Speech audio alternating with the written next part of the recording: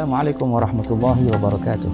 Alhamdulillahirabbil alamin. Allahumma shalli wa sallim ala sayyidina Muhammadin wa ala alihi wa sahbihi ajma'in.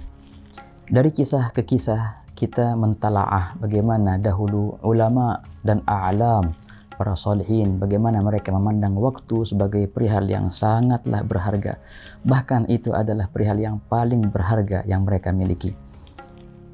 Pada kesempatan ini kita akan mengenal seorang ulama yang tenar pada masa lalu di abad ke-7 Hijriyah. Bukan hanya tenar dari segi ilmu syariatnya, justru beliau tenar dari segi ilmu kedokteran. Ibnun Nafis, seorang dokter yang pakar pada zamannya, bahkan dikatakan awhada zamanihi, dokter paling pakar di zaman itu. Al-Imam Ibnun Nafis lahir di Damaskus dan wafat di Mesir, di Kairo. Lahir pada tahun 610 Hijriyah dan wafat pada tahun 687 Hijriyah.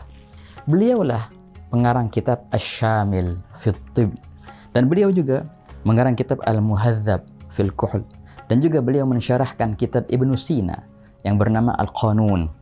Bahkan beliau dinobatkan sebagai Ibnu Sina Ats-Tsani, Ibnu Sina yang kedua dalam ilmu kedokteran.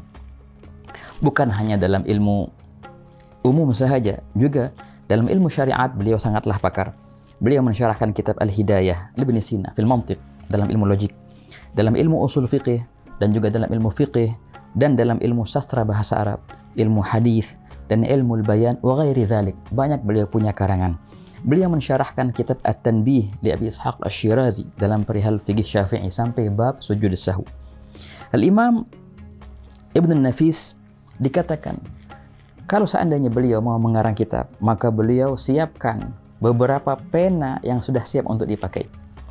Beliau menghadap ke tembok dan beliau mulailah mengarang kalimat demi kalimat, lembaran demi lembaran. Ulama bercerita ketika Ibnu Nafis mengarang, menulis itu bagaikan sail, bagaikan air yang mengalir dengan derasnya. Wahakadha ikhwan. Pada suatu malam Ibnu Nafis bertemu dengan seorang ulama yang tenar pada saat itu, Ibnul Wasil. Setelah salat Isya, mereka duduk bersama, membahas dari ilmu ke ilmu, berpindah dari ilmu ke ilmu, sampai terbitnya fajar dan mereka tidak merasakan itu. Wahakadha ikhwan. Suatu hari, Al-Ala Ibnun Nafis pernah masuk Al-Hammam, bilik mandi. Ketika beliau di dalam kolam itu, terlintas di hati beliau masalah ilmiah dalam kedokteran. Dengan segeranya beliau keluar dan beliau langsung tulis masalah yang terlintas di hati beliau itu, dan kemudian beliau kembali lagi mandi. Wahakadha ikhwan. Naam. Pernah ketika beliau di akhir hayatnya beliau sakit. Sebelum wafatnya beliau sakit dan disarankan oleh dokter-dokter yang ada pada saat itu, ini di antara obatnya adalah engkau harus minum beberapa cairan yang bisa menghilangkan otakmu, atau seperti khamr. Maka beliau berkata, la alqallaha ta'ala wa fi batini syai'un minal khamr. Tidak mau aku berjumpa dengan Allah Ta'ala sedangkan di perutku ada minuman keras atau khamr itu. Ibnu Nafis, ikhwani, beliau dikenal dengan apa? Sosok penemu ad-daurah ad-damawiyah, pengaliran darah. Yang dahulu kedokteran pada masa itu masih meyakini darah tidak mengalir. Darah hanyalah ada di hati dan empedu dan bagian atas daripada tubuh. Namun Ibnu Nafis beliau menemukan bahwasanya darah bukan hanya ada di daerah itu, darah juga mengalir dari ujung kepala sampai ujung kaki dan ujung daripada al-usbu', jari jemari. Wahakadha. Itu adalah temuan beliau.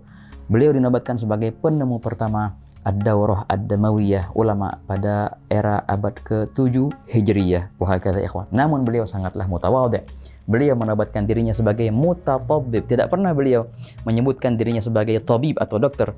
Hanya sekedar mutatabbib, orang yang masih belajar dalam ilmu kedokteran. Padahal beliau merujukan utama pada ilmu kedokteran. Wahakadha ikhwan. Ini mengingatkan kita kepada penemu-penemu para muslimin di zaman lalu. Ingat siapa itu Al-Bairuni, ingat siapa itu Al-Hasan bin Al-Haytham, penemu kamera, ingat siapa itu Ibnu Sina, dan ingat siapa itu Al-Khawarizmi, penemu angka 0. Wassallallahu ala sayyidina Muhammadin wa ala alihi wa sallam. Walhamdulillahirabbil alamin.